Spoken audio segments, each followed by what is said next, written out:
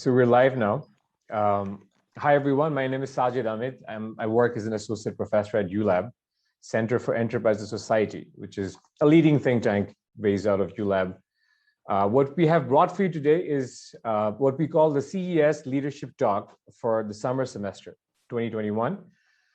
This talk happens once a semester and is intended to bring you thought leaders and business leaders and civil society leaders to share their journeys and also their perspectives on the growth of the country and so forth. This live stream will also be shared on the ULAB Facebook page, the CES Facebook page, and the EMBA Facebook page. The title for today's talk is LDC Graduation and Aspirations for 2041, Perspective of a Private Sector Leader. And we have with ourselves today a very successful and very renowned corporate leader, Mr. Asif Ibrahim. I'll just very quickly read out Mr. Asif Ibrahim's bio, which of course is a very brief version of what I'm sure can be a much longer bio. But very briefly, Mr. Asif Ibrahim is the current chairman of Chittagong Stock Exchange. He's a former president of Dhaka Chamber of Commerce and Industry, DCCI, and former chairman of Business Initiative Leading Development, BUILD, which is a public-private dialogue platform to enable policy reforms for an improved investment climate in Bangladesh. Other notable positions Mr. Ibrahim currently holds include Executive Council Member, UNESCAP, Sustainable Business Network, ESBN, Chairman, ESBN Task Force on Disaster and Climate Risk Reduction. He's also member, Board of Advisors of BRAC Business School, BRAC University. He's a core committee member of Citizens Platform for SDGs Bangladesh. He's director of Bangladesh Garments Manufacturers and Exporters Association, better known as BGMEA, and he's convener of Research in Bangladesh, which is a platform to help develop policies and guidelines for the economic recovery of Bangladesh from the effects of COVID-19. Last but not least, Mr. Asif Ibrahim is also the vice chairman of New Age Group of Industries, a business house involved in manufacturing and exporting ready-made garments, textiles, and plastic products from Bangladesh. Without further ado, I'd like to invite Mr. Asif Ibrahim to deliver what I think will be a riveting talk. And I hope all of you tune in, stay tuned, write your questions. If you have any questions, you can message us on Zoom if you're joined by Zoom, or message us on Facebook. Thank you, and over to you, Asif Bhai. Thank you very much, Sajid, and it is an honor to be here today, this morning, to give a lecture to the students of ULAB across different platforms. The topic that I have chosen is LDC Graduation and Aspirations for 2041, and it's a perspective from the private sector. We are at a cusp of a tremendous time in our country. We are celebrating the 50th year of our glorious independence, as well as we are celebrating the 100th birthday of our father of the nation, Bangabandhu Sheikh Mujibur Rahman. The independence that we have achieved, it has a lot of story, it has a lot of pain, it has a lot of history, and many people sacrifice their lives, and it is very precious to all of us. And from that point onwards, in 1971 till now, the economic progress that has been made in this country is quite remarkable. And the private sector had played a very crucial role to be able for the country to reach what we have reached so far. Let me start off with 1971. The size of the economy, total economy, was only $8 billion.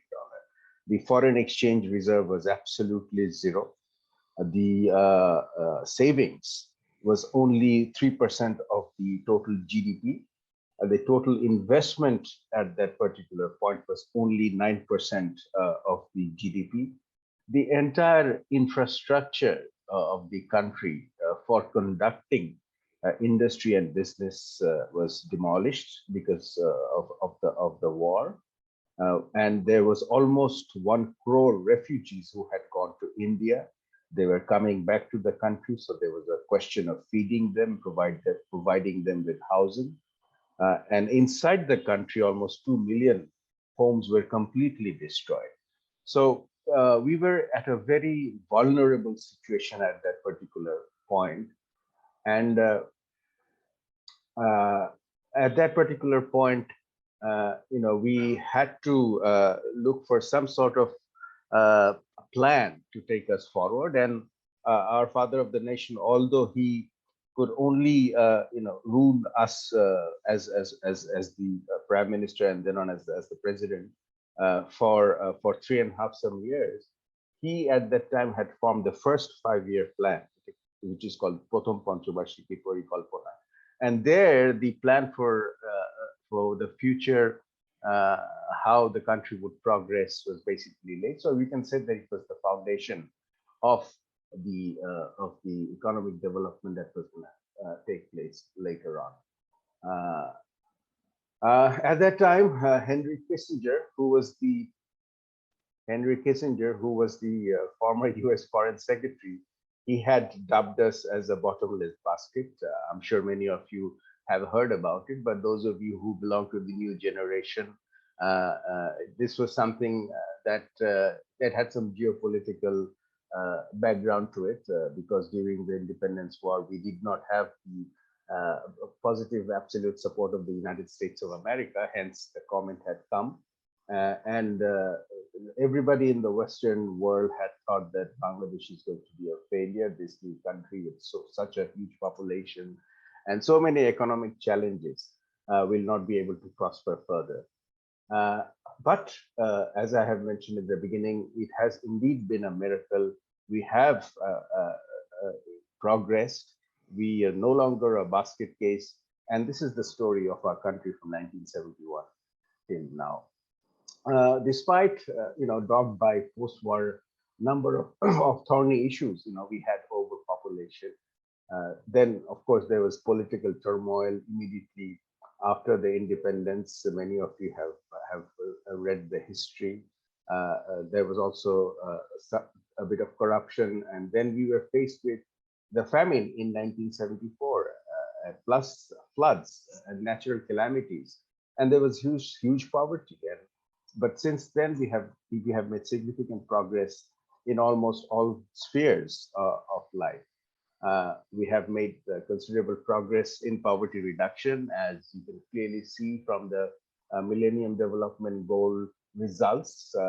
We have made significant progress in health, family planning, female education, women's empowerment, child mortality reduction, and are performing well in many other socio-economic sectors. These are again reflected in our success in the MDG goals, and it is recognized by the global institutions accordingly. We have come a long way since our early days, and we are actually being tagged in some circles, those who deal in the international arena with development economics. They term us as a role model for economic development, which is something we should be very proud about. You can clearly see from this graph that from the last decade, from 2010 onwards, the impressive growth of GDP that we have mentioned. But after 2020, because of the inception of COVID-19, many of you would remember that in the budget speech, the finance minister, although our target was 8.1%, it had to be revised to 5.1% because of the pandemic. However, we are quite confident that once the pandemic is over, we would get back on the track of the development progress, particularly the GDP growth that we have been experiencing before. This is the growth by sector. These are the sectors that play a very crucial role in our economic growth. You can see the agriculture bar in brown, the industry in shade of blue and greenish, and then the dark yellow is the services. So you can see that the industry has been playing a very significant role in the GDP of our country, and it will continue to do so in the future, but not underestimating the contribution of services as well as agriculture. Now, Many of you all would also know that we are now talking about graduating from a least developed economy to a middle-income country. This is a map of the 46 LDC countries in the world. Africa has 33 countries as LDCs, Asia has 9, Caribbean has 1, and Pacific has 3. LDCs are basically low-income countries who confront severe structural impediments to sustainable development. These countries are highly vulnerable to economic and environmental shocks and usually have very low levels of human assets. And actually, there is a committee called the Committee for Development, which is CDP, who reviews all these countries, and then they determine whether the countries are eligible to elevate from LDC to the next level. Of course, being an LDC, most of these countries have exclusive access to certain international support measures, particularly in the areas of development assistance and also for boosting exports and through concessions in preferences for exports to the developed economies. The CDP reviews the list of LDCs. They make recommendations regularly every 3 years, and these recommendations are basically not exclusively based on criteria scores, complementary country-specific information, and the views of the government are also taken into account. There is a threshold, the graduation threshold, which is called, as it is determined by the CDP and must be met for any 2 of the 3 criteria in 2 consecutive triennial reviews. Alternatively, the GNI per capita of the country is at least twice the graduation threshold in 2 consecutive triennial reviews. So income-only criteria. These are a bit of technicalities that are there, but these criteria ensure that the country is actually making the necessary progress that is required for graduation from a least developed country. This is sort of shows you, in one screen, what are the main determinants. The GNI per capita is 1,222 or above. If you consider it from income only perspective, is $444 or above. Human assets index is also an index which is considered, and it has to be 66 or above. And EVI, which is economic vulnerability index, it has to be 32 or below. Our graduation from the LDC group to a developing country status is indeed a milestone in our development journey, and it will certainly improve our image globally. In the UN system, the countries are actually ranked as 4 countries: the least developed countries, developing countries, and developed countries, according to the World Bank. However, the classification, our LDC, we actually entered this group immediately after independence in 72 to 75 period. The LMIC, which is lower middle income country, upper middle income country is UMIC, and developed country. These criteria on which these rankings are made are per capita income, human development and index, and EVI, as I mentioned in my previous slide. Again, this is a picture of what are the graduating criteria, and actually 3 countries have met the LDC criteria: Bangladesh, Laos, PDR, and Myanmar. And you can see from the screen, I'm going to just keep it here for a few seconds so that you can see how we have made the progress and what is our scores in these three criteria.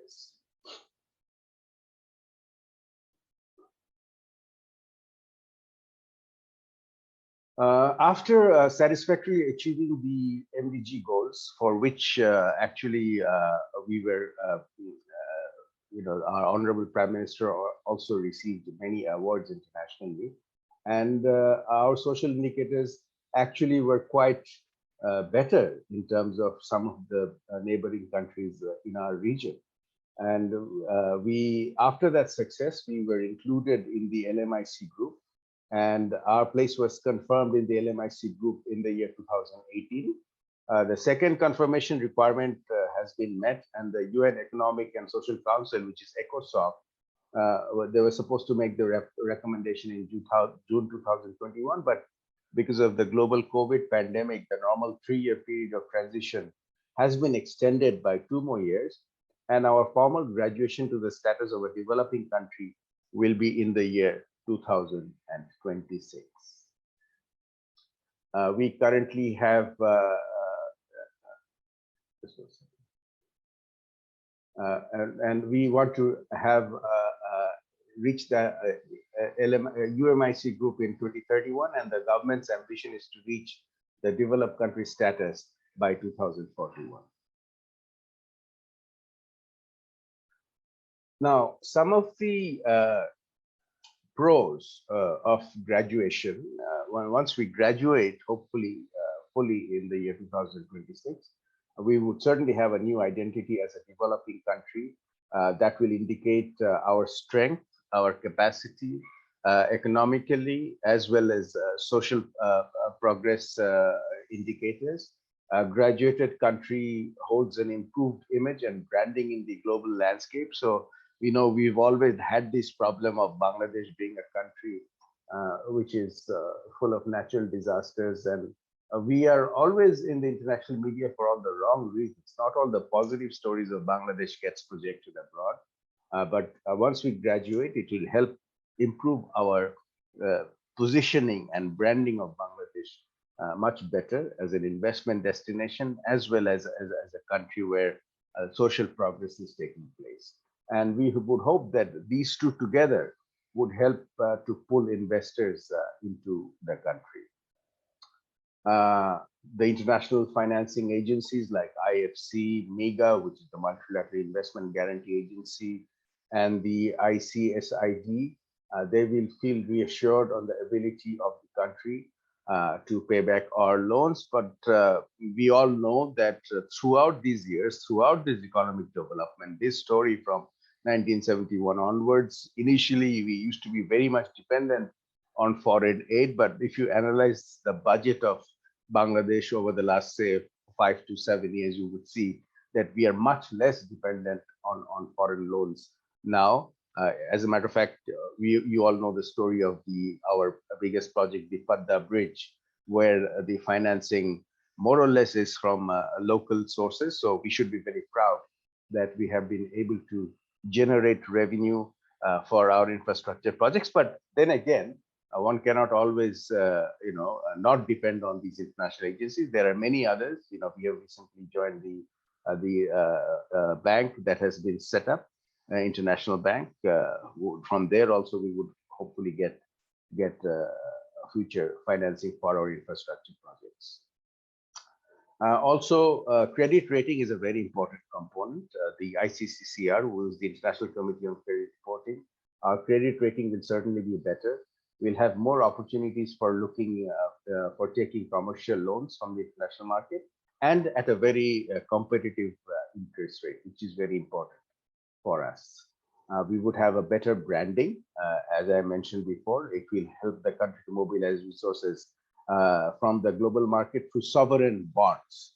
As our capital market is slowly growing, more and more bonds are coming into the market, and this would help us an attractive destination for those bonds to come into our markets. And we will also launch it not only in Bangladesh, but also dollar bonds in international economic capitals like London. You know that Bangla bond had been issued previously.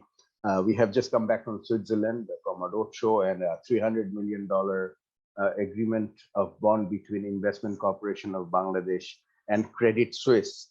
An MOU has been signed. So hopefully more and more of these kind of international cooperation will take place, which would strengthen the economic foundation of Bangladesh, particularly for investments into the bigger infrastructure projects that would be needed for 2041 goal of being an economically developed country.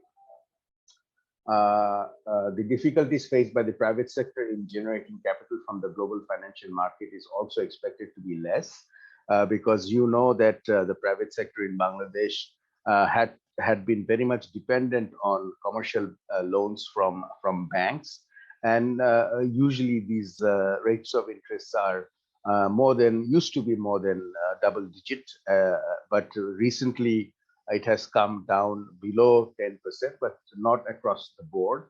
But once we graduate, more and more international agencies who finance private companies, those loans would also be available. They're already available, and one can avail them at LIBOR plus 1 or 2, which is very advantageous for further investment of our private sector industries of the country. And now, of course, the graduation comes with some impediments. As I had mentioned before, the major challenges come in the form of losing the various international support measures that we have. For us, the trade preference is considered to be the most useful ISM. The remarkable growth in our exports, particularly in the ready-made garment sector, had been because of the ISM, and we have so far quite successfully utilized some of the ISMs compared to the other LDCs. The GSP and DFQF, the Generalized System of Preference GSP by several countries provided duty-free, quota-free market access for our exports under the EVA initiative. The EU, which is the largest market for Bangladesh apparel exports, grants us DFQF, and hence our tremendous growth in the European Union markets of our export products, particularly ready-made garments. So we would have the loss of market access to the EU, and we may have some negative impact on Bangladesh's exports because of the graduation. Also, there is something called TRIPS agreement. We also benefit from LDC-specific special and differential treatment, SNDT, under the agreement of the World Trade Organization, WTO. The trade-related intellectual property rights TRIPS is an agreement which provides us a general waiver till the end of June 2021. And this provides a number of benefits to Bangladesh, including cheaper textbooks and other patent-related flexibilities. The TRIPS pharmaceutical waiver will be available for us until the end of 2032. So this is also something that we have to keep our eyes and ears open. The pharmaceutical industry, we now export more than 100 countries, of which 1/3 are LDC. So the loss of LDC-specific SNDT under the WTO's TRIPS agreement may hinder the development of the pharmaceutical industry in Bangladesh. And with graduation, we will no longer have the access of such waiver. So in other words, our pharmaceutical industry will stop enjoying the flexibility 7 years before the expiry of the globally stipulated preferential period. Again, there is another fund called the GCF fund. This is very much an LDC specific fund. GCF is specifically important for Bangladesh as we are vulnerable to the impact of climate change.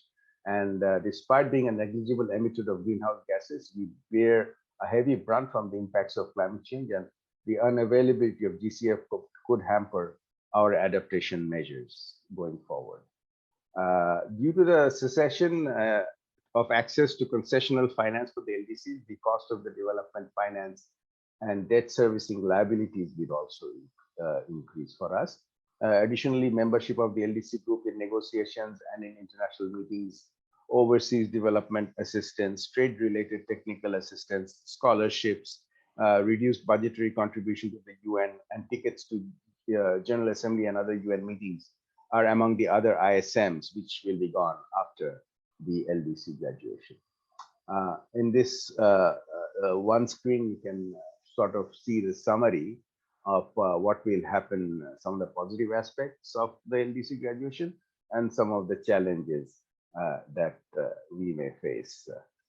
I had mentioned in the previous slides. So just a bit of a summary for all of you to see.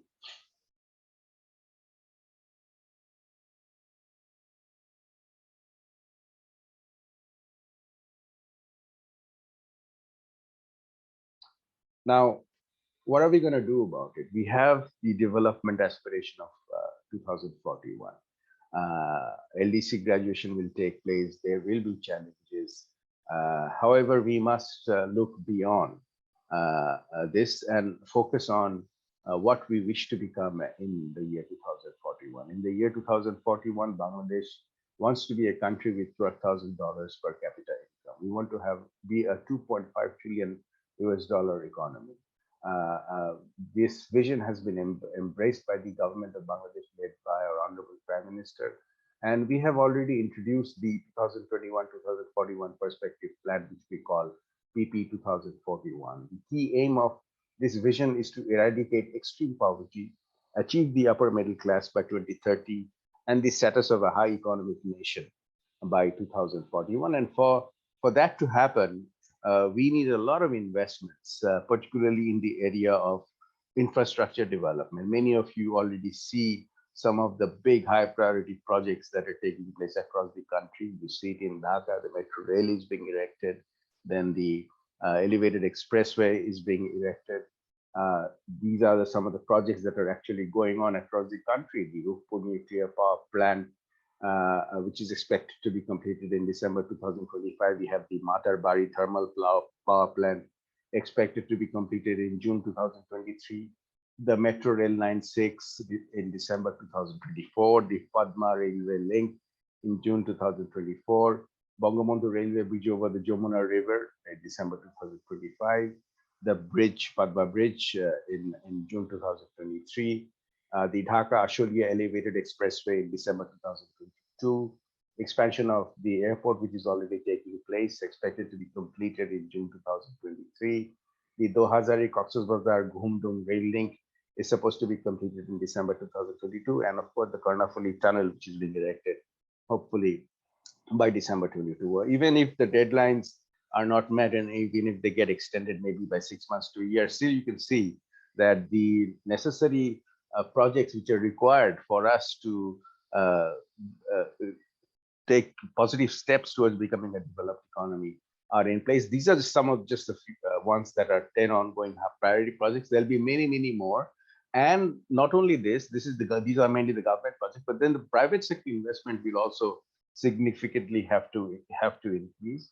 You know that in order for us to get there, these are some of the key things that we need to do. We need to have that per capita target that I had mentioned. We need to eradicate poverty. We need to maintain 9% GDP growth until the year 2031. As I was mentioning, the investment GDP ratio, which is the private sector investment as well as public, we need to increase to 46.9%. We have to increase our tax revenue to 15% of our GDP. We have to diversify our exports. We are too much dependent on one product, which is the ready-made garments. We need to have other areas of exports which actually reach $5 to $7 billion threshold, like leather and footwear, like pharmaceuticals, like light engineering, and many other areas.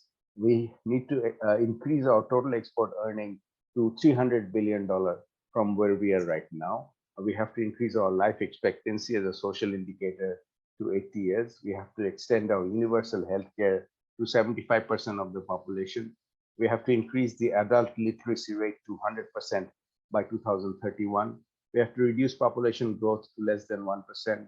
We have to implement effective taxation and expenditure policies. And we have to decentralize economic and administrative power to ensure proper governance, which is a key requirement to fulfill our development aspirations. These are also in one slide. You can see where we wish to be from now until 2041 in terms of GDP, total GDP, the per capita nominal, the investment to GDP ratio, the foreign direct investment, where we want to be. And for foreign direct investment, you know, the government has set up this very ambitious plan of setting up special economic zones across the country. And we would need to have more and more FDI into these special economic zones for products which will be actually consumed domestically in Bangladesh, as well as for exporting to other destinations. It has to be a mix. So hence the exports has to go from the current $37 billion to $300 billion. And infrastructure investment, which is very key component, needs to go from $100 billion to $1,150 billion. This is just a slide, a small video. This shows, this is actually from the ruling party website from their archive. So I'll just play it before we end the formal presentation. This will tell you where we wish to go in the year 2041. So here it is.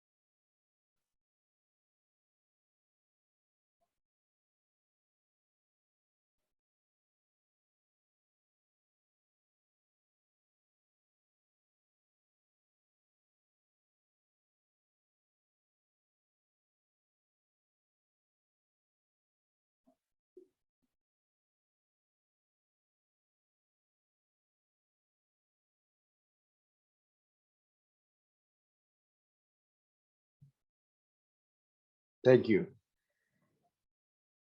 I would welcome any question and answers, questions if you have any, and then perhaps I can take some of your opinions, and if you have any queries regarding how we will proceed. Thank you so much, Mr. Asif Ibrahim. This was, as one would expect, this was a wonderful talk, and I learned a lot, and I'm sure our audience did as well. What was beautiful about this talk, I think, is that it sort of brought together all these different strands of growth-oriented thinking that I think we need to sort of indulge in as a part of the private sector. And of course, the government has roadmaps in place and targets in place, which I think always helps us. But so we have questions already from the audience watching. Okay. We have several, as a matter of fact. I can see 7 or 8 questions. So I'll just read them out to you one by one. So the first question, one by one is good.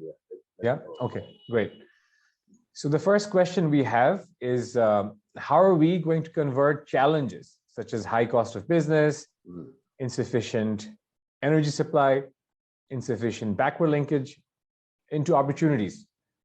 And when are we going to graduate from LDCs, from the LDC category? So that's the first question from one of our audience members. As I mentioned, we will graduate in the year 2026. In terms of energy, you can see that tremendous investments has been made, particularly from, I would say, 2008 onwards till now.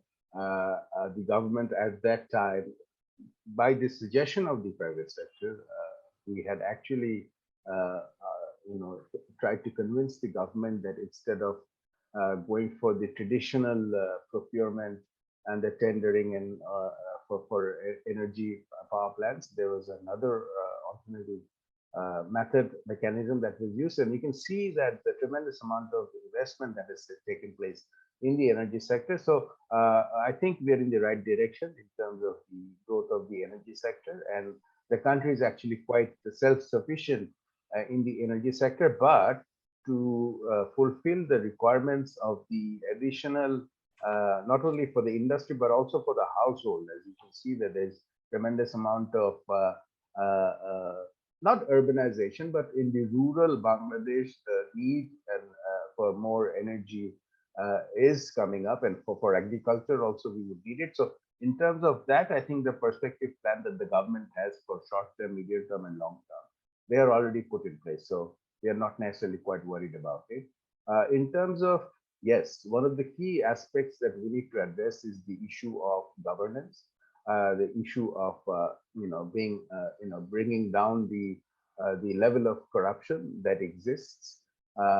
It also in the Sustainable Development Goal number 16, that is also one of the 3 key criteria, is to have proper governance, accountability, transparency, and adoption of technology and digitization across government services, so that things become more transparent, things become more easy, because as you know, when we go into a developed country, as soon as we step in, we see that it is so convenient to get anything done in terms of buying something or getting a license or whatever. So we have to get to that level from where we are now. Ease of conducting business. There used to be a World Bank ranking, but it is no longer there. Very soon, Bangladesh will come up with its own ease of doing business indicator, which will be launched in the 2nd of October in Metropolitan Chamber of Commerce and Industry. So we need to very much focus on those key priorities in order for us to reach our destination. And political commitment has to be there from the very top, and it has to be across the entire hierarchy of the government, from the very top to the rural administration as well. Thank you so much. We actually have 11 more questions, but I'm going to try my best to get to all of them. We might, okay. But what I'm going to do is, because these questions are interesting, some of them talk about your experience as a leader, some of them talk about capital markets. I'm just going to try to zigzag a bit, so in the interest of maintaining some diversity of questions. Another question we have is, what are the short and long-term prospects and challenges for capital markets in Bangladesh?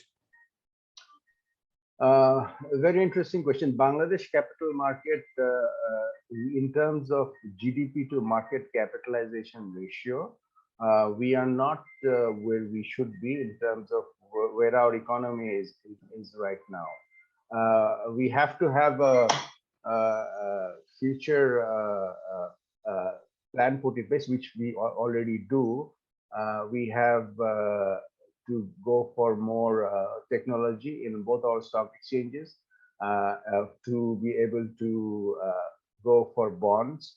Our market is still very much dependent on secondary market. We need to introduce more products like ETFs, like derivatives. We have to look into commodities exchange.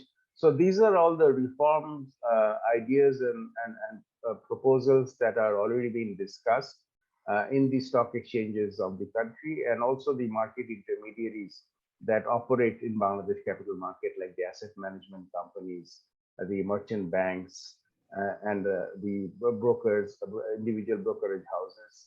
So those ideas are being discussed, and those projects are taking place. So hopefully in future, because of the fact that there's going to be a huge need for financing for infrastructure, we anticipate that the capital market will have to play a much more stronger role to meet those needs of investment expenditures. It has to come from the capital market.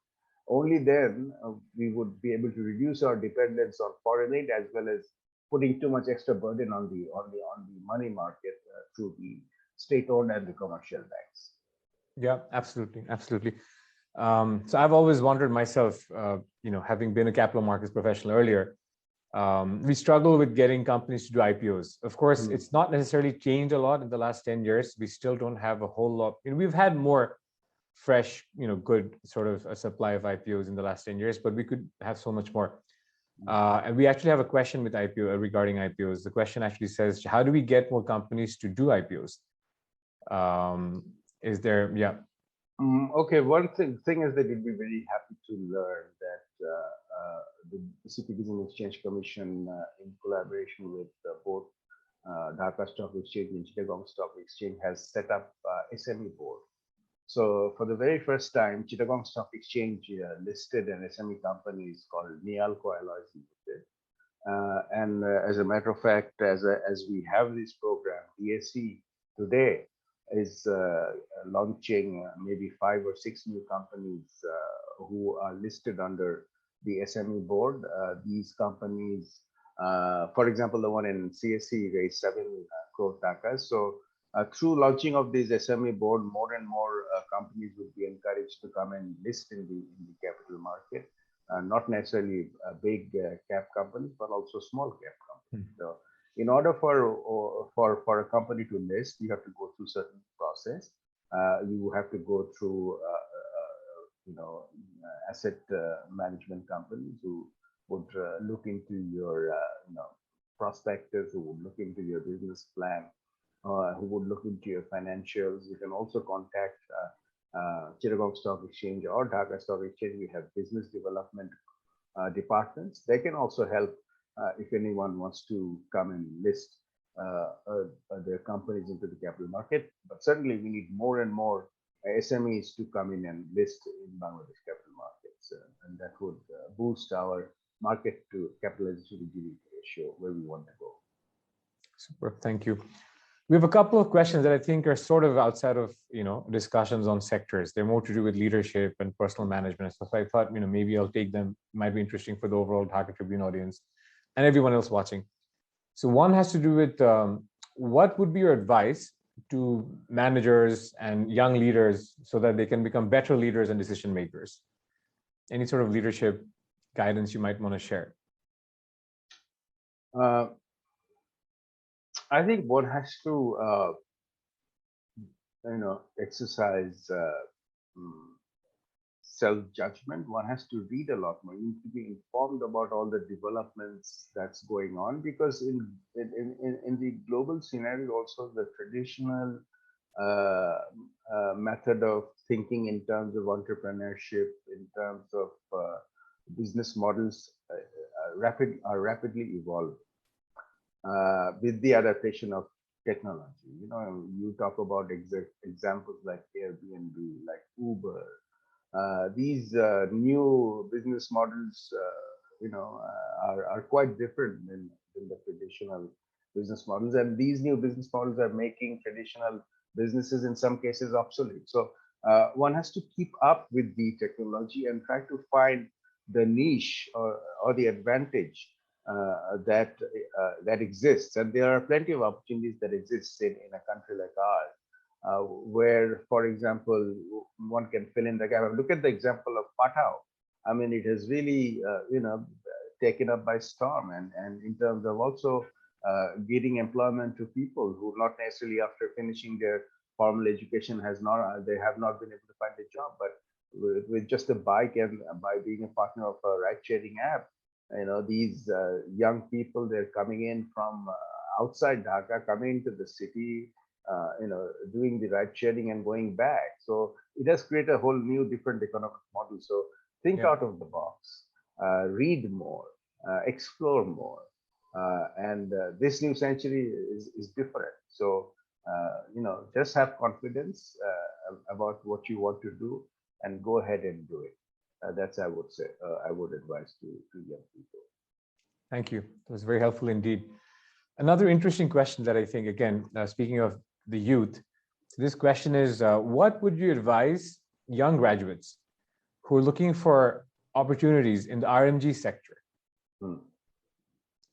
What sort of skills or courses should they be pursuing? Okay. We have several options. We have with the government, Ministry of Finance and Asian Development Bank.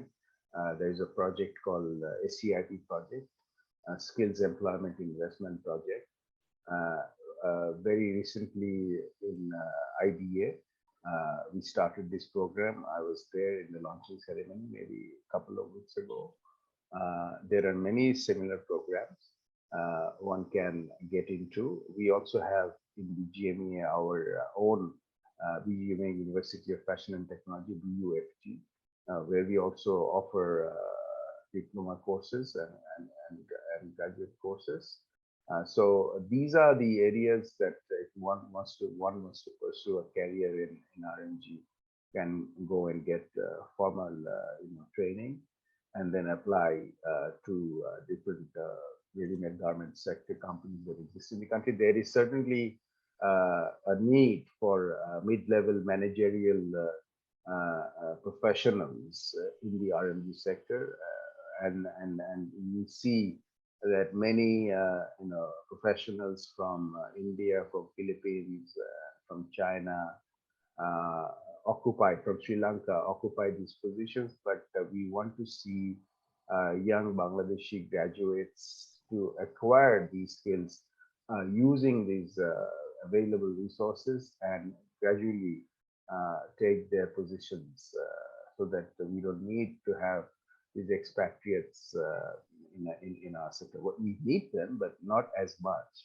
we need more and more Bangladeshis to come in and fill those positions. Sure, sure. And there's another very interesting question, and this is something that I think Professor Imran talks about a lot, and something that we at ULAB also try to address. This question has to do with what the audience member is calling a huge gap between industry and academia. Mm-hmm. And then the question basically goes, how do we modify the education curriculum to match the demand and challenges of 4IR and subjects like EQ, road safety management, building safety, electric safety, women empowerment, gender equality, energy efficiency, climate change, environment, IoT, etc. So yeah, I mean, it obviously sounds like an enormous task, but and this is interesting for us as well, I'm sure, as practitioners in academia. Yes, no, it's very interesting, Sajid, because this is an area where traditionally we have been very, very weak, and one cannot actually, underestimate the need for a much stronger industry academia collaboration than what exists now. We've had some examples like some trade associations and trade chambers getting themselves involved, like Dhaka Chamber of Commerce and Industry has its own business institute uh, through which the chamber imparts training on areas that are more relevant for business operations. Letter of credit, how to open a letter of credit, how to open a back-to-back letter of credit, and also many others across different, business operations management, finance, etc. But these are sporadic initiatives. We do not see proper engagement between the academia in terms of, say, for example, the universities, particularly private universities, and the industry. And we need to, have a much, much stronger engagement as we see in developed countries. We have to sit down and brainstorm how we can do it. Efforts are being, underway. And now the awareness is at least there that there needs to be more engagement. Some of the private universities are taking a lead in this area, and we wish to see more and more further engagement in this regard. Certainly, the private sector is very much open to the idea, and we need to really focus on this a lot more. Thank you. Yeah, absolutely. So one of the things we do at CES, since this is being organized by CES, I thought might be an opportune time to do a plug. Is this is a center at ULAB, and we are focused on entrepreneurship. So what we have done over the last 2 years, or even last year, to cite a very specific initiative, is we partnered with the Founders Institute in Silicon Valley, and during COVID, we launched this online accelerator program. This essentially is a way to attract students, a lot of whom were not doing studies, essentially to pitch ideas and promote entrepreneurship and in that way. We have two more questions, Mr. Ibrahim. So the first has to do with RMG companies and the fact that they have faced huge challenges due to COVID-19. So the question basically says they've lost large contracts due to the lockdown and transportation challenges. What are they doing to overcome these problems? Very relevant question. During the very beginning, when the pandemic started in March of 2020, initially, because of the global panic, almost $3.15 billion worth of orders were either cancelled or were withheld. And during that time, our lead and president, Dr. Manahaf, and the board, of course, I was a part of the board, we reached out through engagement with the embassies, the high commissions that are here in Bangladesh, and also internationally using different platforms with whom we engage regularly to reach out to the global buyers community who source from Bangladesh, to tell them that, look, don't ditch us right now. This is very, very important for us. And after that effort, we have been able to bring back a huge quantity of the orders which were cancelled and withheld.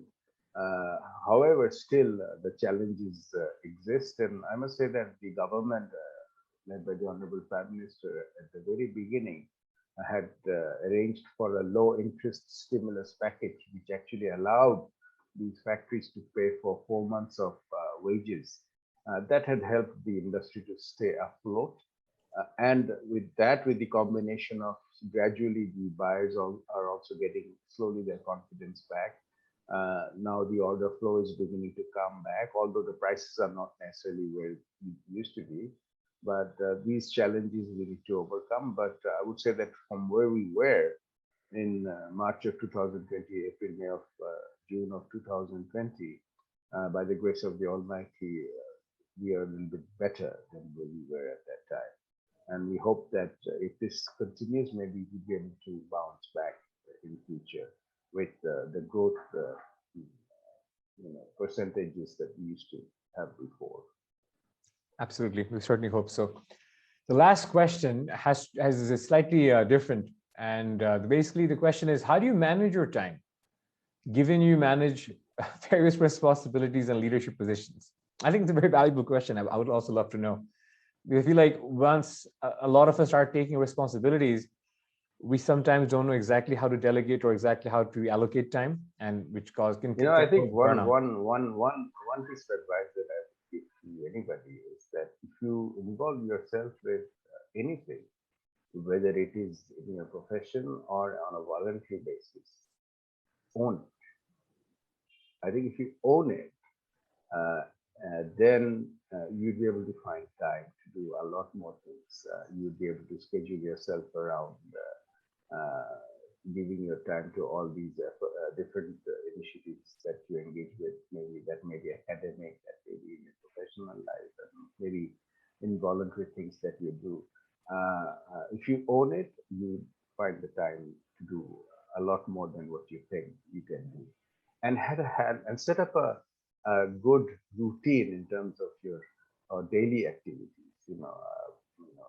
It has always been preached by our elders through decades that we need to go to bed early, you need to wake up early in the morning, and utilize most of the day in productive purposes. Engaging in reading is a habit that I would strongly encourage most of you to get into. Read as much as you can. Nowadays, you don't need to have the physical book. You have your devices with you. Instead of wasting time or spending time on social networks, download an e-reader and read relevant topics. It could be geopolitics, it could be economy, it could be social news, anything. But enrich yourselves and spend time in productive uses. That's what I would say. Thank you. I think this is wonderful advice. At this point, I would love to bring in Professor Imran Rahman to say a few words and deliver his vote of thanks. Thank you so much. Can you see me? Yeah. Right. So, Asif, what a wonderful, what a fluent and articulate presentation. One of the best we've had in our leadership talk series. And I'd like to really thank you because you covered so much and in such a simple manner. Particularly, I think the presentation on our aspirations and graduation from LDC. These are complex subjects which you've made very easy, not only for our students, but also for all the other Dhaka Tribune and other public audience that we have today. So wonderful. Thank you very much. I mean, we can see why you're already associated with the university. I wish we will have you also, because, we need, you see the industrial, those who are the industrial kind of professionals, they are sometimes able to explain complex stuff far more easily that we'd understand instead of, wrapping it up in all kinds of jargon that academics tend to do. So thank you so much. And for those of you who may not know, Asif Ibrahim is also a personal friend. We actually have been to the same school, the famous St. Joseph's High School in Dhaka. So it's a double pleasure to have you with us. So on behalf of ULAB, on behalf of Dhaka Tribune, and on behalf of all our students, faculty, and the audience, thank you so much for appearing today. Thank you very much. It's been an honor. Thank you, Asif Bhai. So thank you everyone for watching, and that's a wrap. I would encourage you to stay updated on our future events by following our Facebook page. The link is facebook.com/ulab.ces. And once again, thank you for watching. Stay safe. Bye.